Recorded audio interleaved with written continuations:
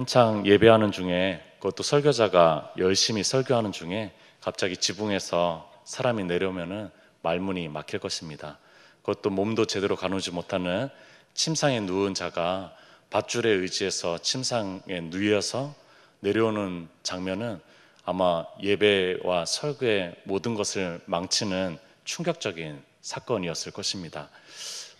제가 5년 정도 됐는데 이제 익숙해질 만한데도, 제가 베데스다부 예배 때 설교 중에 우리 발달장애 친구들이 돌발 행동을 하고 또한 여러 가지 자신들의 그런 소리들을 갑작스럽게 낼 때면은 진땀이 많이 납니다. 설교가 막혀서 진땀이 나고요. 두 번째는 그 친구가 안쓰럽고 걱정이 돼서 진땀이 납니다. 이 부분에서 위축되지 않고 좀 의연하게 잘 넘어갈 수 있도록 기도를 많이 했는데, 이 기도 제목을 잘 안 들어주시더라고요. 여전히 진땀이 많이 납니다. 여전히 그 친구가 많이 걱정이 됩니다. 어쩌면은 그들의 간절함과 그들의 아픈 마음, 그들의 밝은 면이 아니라 어두운 면모들도 너가 보라는 주님의 뜻이 아닐까 생각을 해봅니다. 잠시 멈춰서라도 진땀이 나더라도 그들의 필요와 그들의 간절함과 그들의 어두운 면모를 좀 보아라 라는 주님의 메시지가 아닐까 생각을 해봅니다. 지금은 그렇게 생각하고 진땀 나면서 그냥 설교하고 있습니다. 우리 주님은 이 돌발 상황에 예배와 설교를 거의 다 망친 이 중풍병자를 받아들이십니다. 왜냐하면 이 중풍병자의 간절함을 아시기 때문에 그렇습니다. 여러분들, 이 중풍병자의 가장 절박하고 간절함은 무엇입니까? 이 중풍병이 낫는 것입니다. 작동하지 않는 뇌의 무너진 부분이 일어나는 것이고, 무뎌진 신경 조직이 회복되는 것입니다. 그래서 침상에 의지했던 삶에서 일어나고 벗어나고 싶은 것이 바로 이 중풍병자의 간절함이고 절박함입니다. 자유롭게 움직이고 싶었고 자유롭게 살고 싶었던 것입니다. 이것이 4명의 친구들 손길의 도움에 의지해서 지붕조차 뚫고 침입한 그런 중풍병자의 간절한 마음입니다. 마가복음 2장에 조금 더 자세히 나와 있긴 합니다. 그런데 주님께서 뜻밖의 말씀을 하십니다. 2절 끝부분에 이렇게 얘기하십니다. 작은 자여 안심하라, 내 죄사함을 받았느니라. 여러분들, 주님은 이렇게 말씀하시지 않았습니다. 얘야, 안심해라. 너가 내 예배를, 내 설교를 방해한 것에 안심해라. 내가 너의 절박함을 다 봤으니까 너를 치료해 주겠다. 중풍병을 낫게 해주겠다 라고 말씀하시지 않았다라는 거예요. 여러분들, 이것은 뜻밖의 주님의 대답입니다. 주님은 놀랍게도 죄의 용서하심을 선포하고 계십니다. 병 낫게 하심을 선포하는 것이 아니라 죄의 용서하심을 선포하고 있다는 것입니다. 여러분들, 오늘 본문의 구성은 마치 샌드위치 같습니다. 여러분들, 샌드위치 아시죠? 식빵이 위아래로 있고 그 내용물이 있습니다. 이 샌드위치의 이름을 결정하는 것은 식빵의 이름이 아니라 바로 이 내용물에 어떤 내용이 담겼느냐가 이 샌드위치를 결정을 합니다. 여러분들, 이 샌드위치 식빵처럼 앞뒤로 중풍병자가 예기치 않게 지붕에서 떨어져 내리고, 또한 예수님께서 끝부분에 이 중풍병자를 고치시는 장면이 나옵니다. 자, 근데 그 중간 부분의 내용물로는 예수님의 죄 용서함이 나옵니다. 또한 예수님의 죄 용서뿐만이 아니라 이것에 충돌하는 서기관들의 속마음이 드러나는 것이 바로 이 내용물입니다. 여러분들, 이 식빵이 아니라 어쩌면은 이 내용물을 주님께서 보시기 원하신다는 것입니다. 자, 한번 보겠습니다. 2절에 중간 부분에 예수께서 그들의 믿음을 보시고 라고 나왔습니다. 자, 그러고 나서 6절 뒷부분으로 한번 뛰어넘어 봅시다. 6절 중간 부분에 중풍병자에게 말씀하시되 일어나 내 침상을 가지고 집으로 가라, 이렇게 말씀하셨으면 아주 매끄러운 병 고침 기적 사건 하나 일화가 끝나는 것입니다. 여러분들, 이렇게 하면 돼요. 예수님께서 그들의 믿음을 보시고 중풍병자에게 말씀하실 때 일어나 내 침상을 가지고 집으로 가라 라고 하면은 끝나는 것입니다. 그러나 그 중간에 주님께서는 죄의 용서함을 삽입하고 계십니다. 우리의 주님의 의도는 다른 것이라는 것입니다. 주님은 더 깊은 것을 원하시고 계십니다. 주님께서는 더 깊은 문제를 끄집어내고 계시고 싶은 것입니다. 주님의 뜻과 우리의 생각이 많이 다른 것을 우리는 설교를 들을 때마다, 또한 말씀을 볼 때마다, 말씀을 깊이 묵상할 때마다 느끼지 않습니까? 주님은 어떤 분이십니까? 주님은 어떤 분이시죠? 여러분들 4절 앞부분에 이렇게 나옵니다. 예수께서 그 생각을 아시고 라고 나옵니다. 우리 주님은 우리의 삶의 모습들 아십니다. 우리의 가족의 모습들, 우리의 생업의 삶들, 여러분들 여러 가지 삶을 아시지만 그분께서는 가장 주특기가요, 마음을 아시는 것입니다. 그분은 우리의 생각을 아시는 것입니다. 중심을 아시는 하나님의, 여러분들 그것이 예수님의 전공 과목이었습니다. 그래서 정확하게 진단할 수 있는 거죠. 그래서 나보다 나를 더 정확하게 바라보실 수 있는 거죠. 이것은 여러분에게는 모르겠지만 저에게는 무시무시한 일입니다. 생각을 아신다. 생각을 아신다라는 것은 저에게는 정말로 무시무시한 일입니다. 내 생각마저도 알고 있는 분을 그것을 제대로 인식하고 있다라는 것은요, 정말로 저에게는 무서운 일입니다. 왜냐하면 제 생각이 온전치 않다라는 것을 제가 조금은 알고 있기 때문에 그렇습니다. 솔직히 그렇게 인식하고 싶지가 않습니다. 주님께서 내 생각을 아시겠지라는 생각을 하고 싶지가 않아요. 예수께서 그 생각을 아시고, 여러분들 이 한 문장이 정말로 진리의 말씀이고 진짜라고 생각한다면 저는 피해갈 수 없는 죄인입니다. 그분의 실제 앞에 서서 오늘도 내일도 내일 모레도 10년 후도 죄송합니다, 죄송합니다 할 수밖에 없는 존재라는 것입니다. 왜냐하면 그분은 생각을 아시기 때문에 그래요. 겉으로는 우리 사람들을 다 속일 수 있어도 주님은 속일 수 없는 분이라는 것을 알기 때문에 그렇습니다. 그래서 종교개혁가 마틴 루터는 이런 얘기를 했습니다. 그리스도인은 완전한 의인이면서 완전한 죄인이다, 이런 얘기를 했어요. 모순적인 양면성이죠. 은혜로 칭의를 선고받았지만, 너는 의롭다라는 법적인 선고를 받았지만, 그럼에도 불구하고 내 내면에 있는 옛사람과 긴장 속에서 살아가는 것이 우리의 삶이라는 것입니다. 하나님의 자녀의 정체성을 가지고 그 부르심 속에서 우리가 서 있지만, 그러나 여전히 옛사람이 남아있어서 육신을 따르려고 하고 죄악을 범죄하려고 하는 그런 모습이 바로 우리라는 것입니다. 그래서 루터는 완전한 의인이면서 완전한 죄인이라는 표현을 사용했습니다. 오늘 중풍병자를 고치신 기적사건의 핵심은 6절에 있습니다. 6절 앞부분에 그러나 인자가 세상에서 죄를 사하는 권능이 있는 줄을 너희로 알게 하려 하노라. 여러분들, 우리 주님께서 마태복음 산상수훈을 지나면서 이제 마태복음 8장부터 기이한 행동들, 기적 사건들을 일으키기 시작합니다. 8장 앞부분부터 나병 환자를 고치고, 또한 베드로의 장모님을 고치고, 또한 백부장의 하인들을 고칩니다. 육체적인 병 고침에 권세가 있는 자로 나옵니다. 또 귀신 들린 자들을 고치기 시작합니다. 귀신들을 물러치는 거죠. 거짓의 영, 어둠의 영, 더러운 영들을 물리칠 수 있는 권세를 지닌 자로 예수님께서 또한 등장하십니다. 또한 바다와 풍랑을 잠재우는 분으로 앞부분에 나왔습니다. 여러분들, 여기 오늘 본문에서 드러나는 주님의 권세는 죄를 사하는 권세입니다.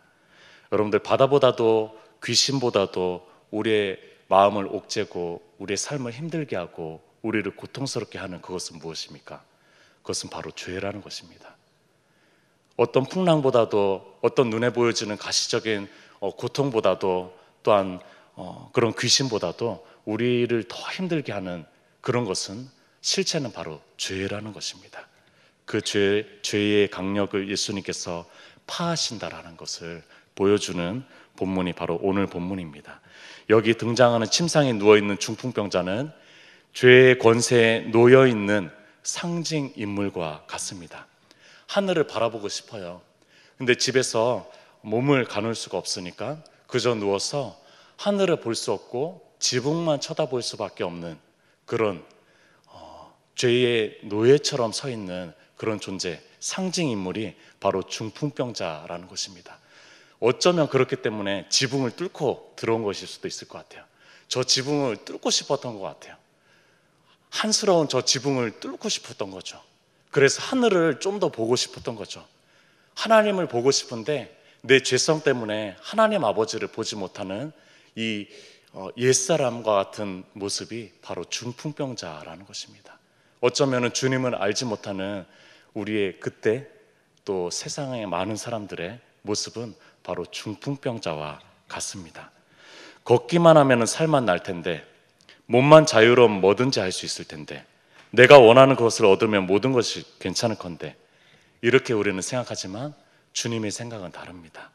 주님은 더욱 궁극적인 인생의 문제, 죄의 문제를 얘기하십니다. 그것 해결 없이는 그렇지 않다. 그것 아니다. 그 생각 잘못된 거야. 그 생각 반쪽짜리도 안 되는 거야. 라고 주님께서 말씀하시는 것입니다. 여러분들, 우리 시대에 참으로 대답하기 힘든 질문을 우리 주님께서 5절에 던집니다.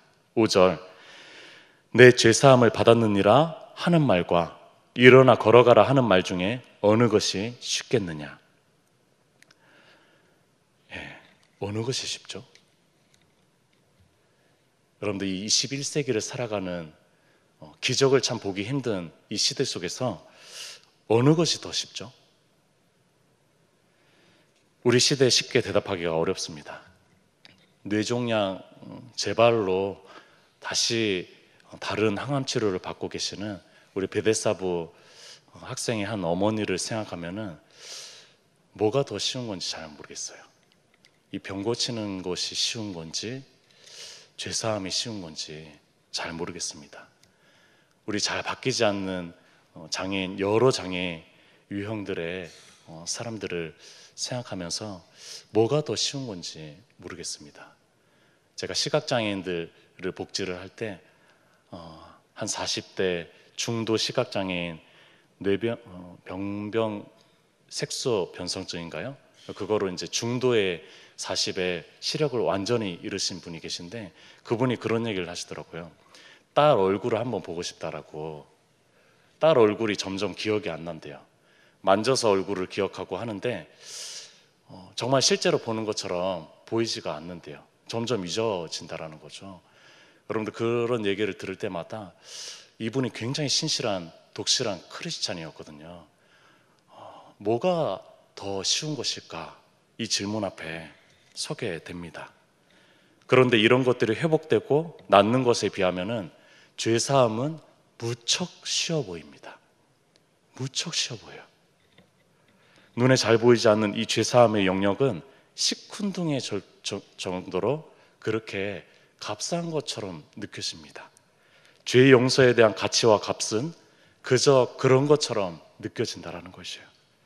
여러분들, 오늘 본문에도 마찬가지입니다. 중풍병이 이 중풍병자에게 나으니까 놀랍게 반응을 합니다. 8절을 보십시오. 무리가 보고 두려워하며 이런 권능을 사람에게 주신 하나님께 영광을 돌리니라. 여러분들, 중풍병이 나으니까 이 무리들이 두려워 떨기 시작합니다. 이 권능을 주신 하나님께 영광을 돌리면서 또한 환호하기 시작합니다. 놀라운 반응이 일어난 거죠. 자, 그런데 죄의 용서함을 선언했을 때 어떠한 일이 일어나죠? 아무도 반응하지 않습니다. 오히려 어떤 서기관들은 의심을 하고 있습니다. 이 사람이 무슨 사람, 어떤 사람이길래 뭐 죄의 용서를 선고해 라고 하면서 오히려 그렇게 반문한다라는 거예요. 이것이 우리 믿음의 현실이 아닐까, 저의 믿음의 현실이 아닐까 생각을 해봅니다. 이런 질문을 스스로에게 던져봅니다.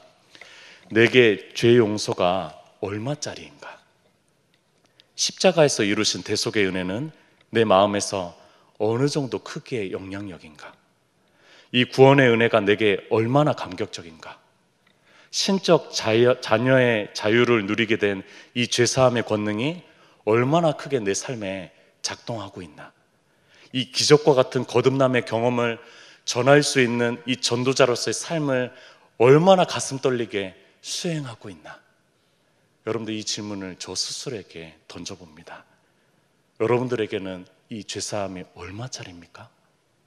여러분들, 이 죄 용서가 어느 정도 크기입니까? 주님께서 이렇게 물으실 수도 있을 것 같습니다. 저에게 내 죄사함을 받았느니라 하는 말과 너와 베데스다 가족들이 원하고 바라는 은평교회 그 발달장애인 복지시설을 세우는 것 중에 어느 것이 쉽겠느냐, 이 질문을 던질 수도 있을 것 같습니다. 정말 어려운 질문입니다. 제가 쉽게 대답하기가 어려운 질문입니다.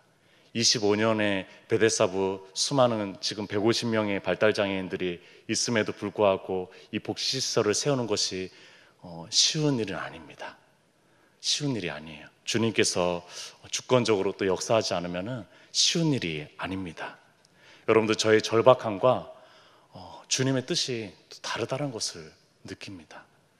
또 주님께서만 하실 수 있는 죄사함의 영역들이 얼마나 큰지 내가 인식하고 있나 생각을 해봅니다. 무엇보다도 십자가 앞에 서서 죄의 용서에 대한 인식의 깊이와 감격의 깊이가 날로 더 깊어졌으면 좋겠습니다. 그런 저와 또 우리 모두가 되었으면 좋겠습니다.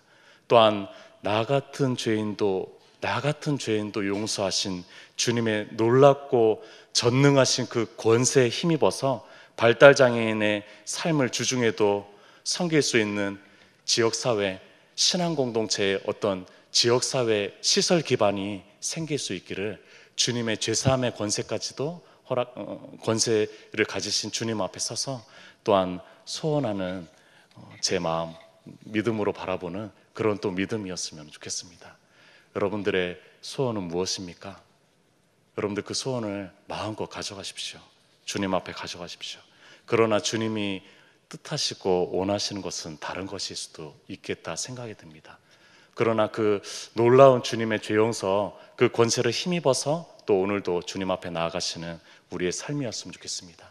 또한 날로 죄 용서하신 주님을 더욱더 사모하고 또한 죄 용서의 깊이가 더 진해지는 우리의 삶이었으면 좋겠습니다. 기도하겠습니다. 함께 기도했으면 좋겠습니다. 우리의 가장 중요한 문제를 짚으시는 주님께서 나를 가장 잘 아십니다. 그분께서 진단하시고 고치시고 회복하는 그런 은혜가 있는 시간이 될 수 있도록, 특별히 죄 용서에 말할 수 없는 크기의 지식이 날로 우리의 마음과 삶에 깊어지고 진해질 수 있도록 기도했으면 좋겠습니다. 또한 우리가 간절히 기도하는 필요를 주님 앞에 정직하게 또 들고 나가면 좋을 것 같고요. 또한 내일 주일 예배를 위해서도 함께 기도했으면 좋겠습니다. 우리 주여 한번 외치고 기도하도록 하겠습니다.